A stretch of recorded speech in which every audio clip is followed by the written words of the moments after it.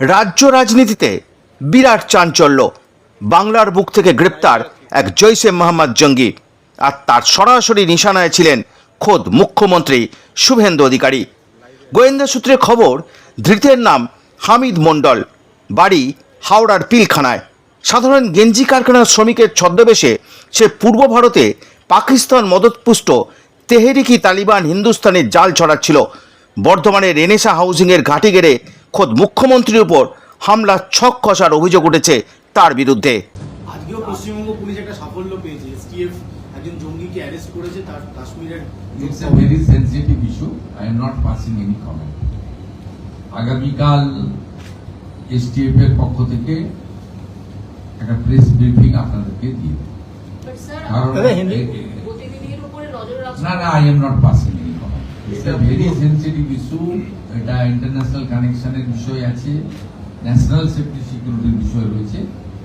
Initially এটা নিয়ে আমার অন্তত কিছু বলা উচিত না।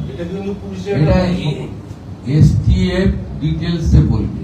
আজকে পিসি নেবে বর্ধমানে, তারপরে তাদের কাছে এলে তারা আরো ইলেকট্রনিক ডিভাইস গুলোকে অ্যাসেসমেন্ট করতে হবে।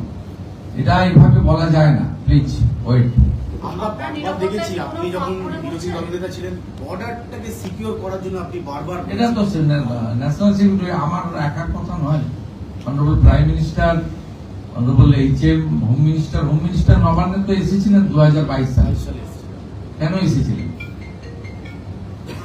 এখানে পূর্বাঞ্চলে 4টে সিএম কে নিয়ে মিটিং হয়েছিল, রিজিওনাল মিটিং। কিন্তু আমরা যখন উনি লেফট করছিলেন, সিঅপ করতে গেছিলাম আমি এবং ডক্টর সুকান্ত মজুমদার, আমরা জিজ্ঞেস করেছিলাম যে আপনি ওখানে চলে গেলেন, ওনার সচিবালয় ওনার সঙ্গে মিটিং করলেন। আমাদের একটু অভিমান ছিল।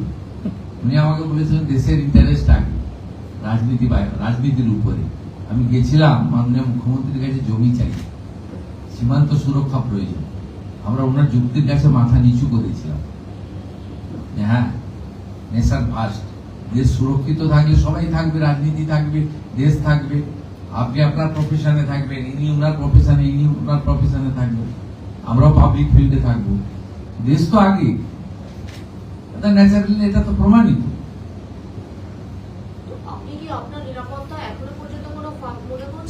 আপনি কেন ওই প্রশ্নকে ঘুরিয়ে ঘুরিয়ে করছেন? শুধু আমি তো নয়, কালকে এসটিএফ বলবে। আপনি কালকে শুনবেন, আওয়ার এমওএস উমেশ রাই অলসো এই স্ক্যানারের মধ্যে ছিল। বাকিটা আমি বলছি, ভেরি সেন্সিটিভ ইস্যু, প্লিজ এর থেকে বেশি আমাকে দিয়ে বলাবেন না।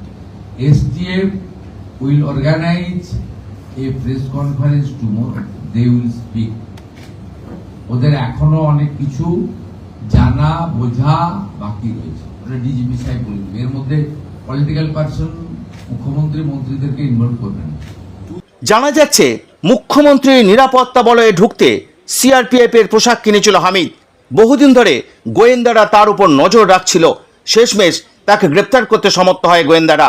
তার সহযোগীদের ধরতে তল্লাশি চালাচ্ছে বেঙ্গল এসটিএফ ও Bardhaman police. Rajib Dutta, RDB news.